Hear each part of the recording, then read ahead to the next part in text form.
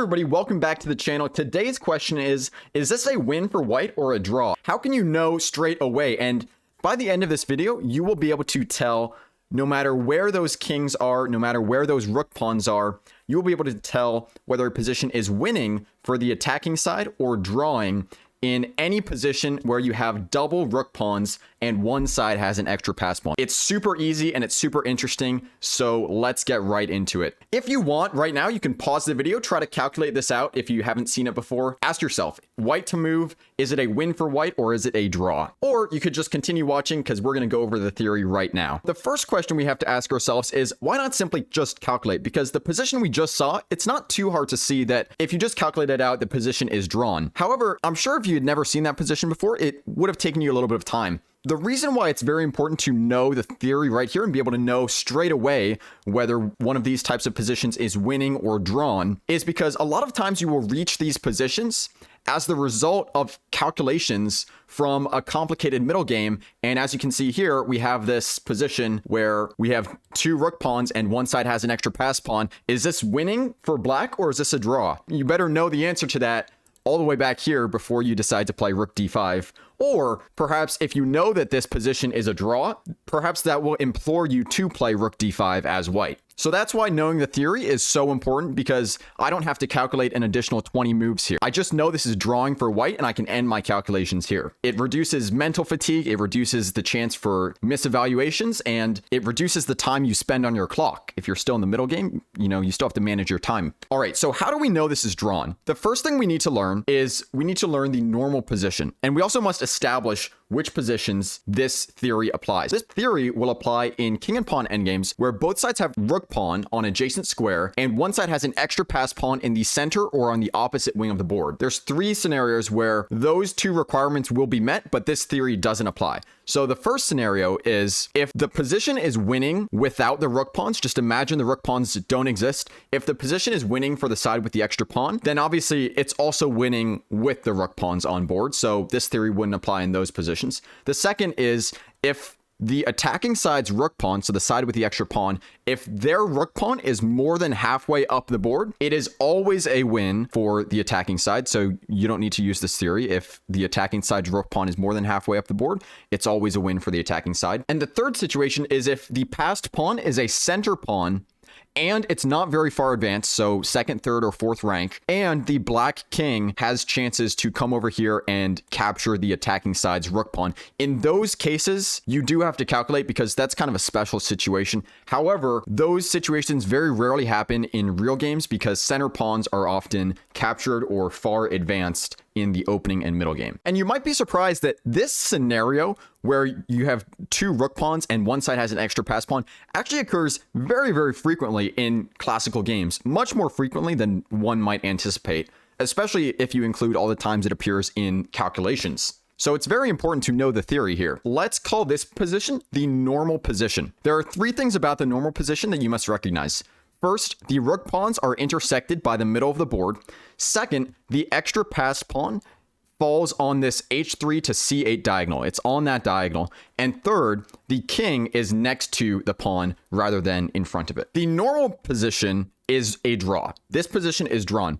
And we know it's a draw because if the defending king is able to capture the pawn and get to the c8 square, the game will be drawn. This is a draw, of course, because if white king comes to a7, then black will trap the white king on the a file for the rest of the game. White will never be able to promote. And if white does not stop black from playing king b8, then we know this is an easy draw because white cannot outflank the black king. Black will just shuffle between a8 and b8 forever, and it will be an easy draw. We must keep the normal position in mind for what we're going to do in a moment. Okay, so one thing I just mentioned was the critical diagonal. And what the heck does that mean? And how do I know what the critical diagonal is going to be? Well, there's four critical diagonals: h3, c8, a3, f8, h6, c1, and a6, f1. The one that you're going to use is not difficult to find at all. It's the one that touches the promotion rank of the attacking side, and it doesn't touch the file of the rook pawns. If we go back to the normal position, we see that this is the critical diagonal because it touches the promotion rank and it doesn't touch the file of the rook pawns. So identifying the critical diagonal is not hard at all. Why does the critical diagonal matter? In order to tell if a position is drawn or winning for the side with the extra pawn,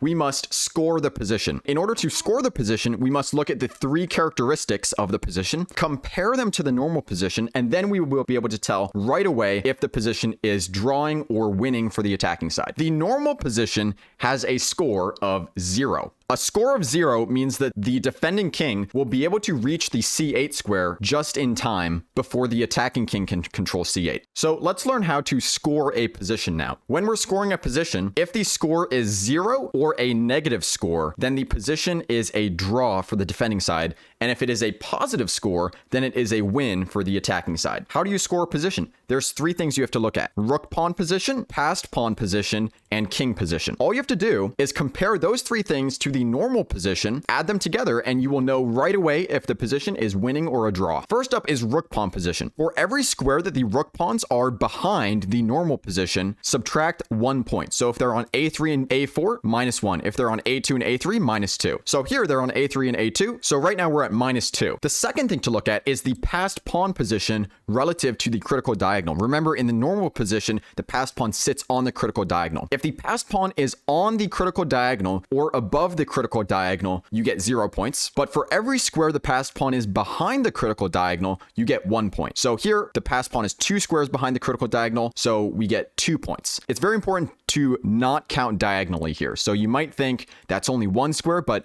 don't count diagonally. You can count 1, 2 like this, or you can count 1, 2 like this. Either way works. So we're back to 0. We get -2 for the rook pawns, and we get +2 for the passed pawn. The last thing to look at is king position. If the king is in front of the pawn, then you add 1 point. And if the king is next to the pawn, then you add 0 points. If the king is more than 1 rank in front of the pawn, then the endgame will be winning by opposition. Once again, 1 rank in front of the pawn, you add 1 point. Next to the pawn, you add 0 points. Let's score this position. First, we have -2 for the rook pawns. We have +2 for the passed pawn, and we have +1 for an overall score of +1. So I already know, without doing any calculations, that this position is winning. Right, and if we go and make all of these moves here, we can see that white controls c8 before black is able to get to c8, and white will win this game. It's very important here that you do not start with king e3, because if you start with king e3, king e5, now if we score the position -2, +2, we're back to 0, 0, overall score is 0, this is a draw, right? If we play out the moves here,